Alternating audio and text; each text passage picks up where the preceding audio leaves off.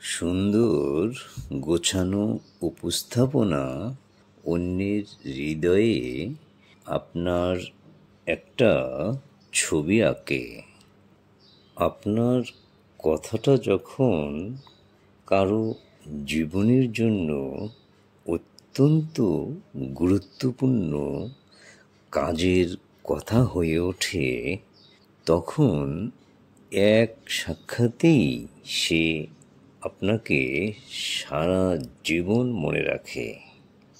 আপনার কথাটার দাম থাকবে কি না তা কথা বলার আগেই ভেবে নিন। কথার দাম না থাকার সম্ভাবনা থাকলে কথা না বলাই ভালো।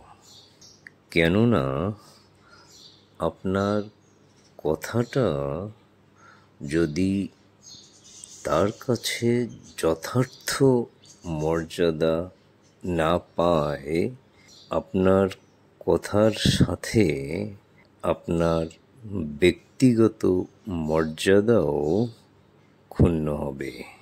কেননা মানুষের কথা আর আচরণে তার ব্যক্তিত্বই ফুটে ওঠে। যার কথার মূল্য নেই, তার ব্যক্তিত্বেরও কোনো দাম নেই।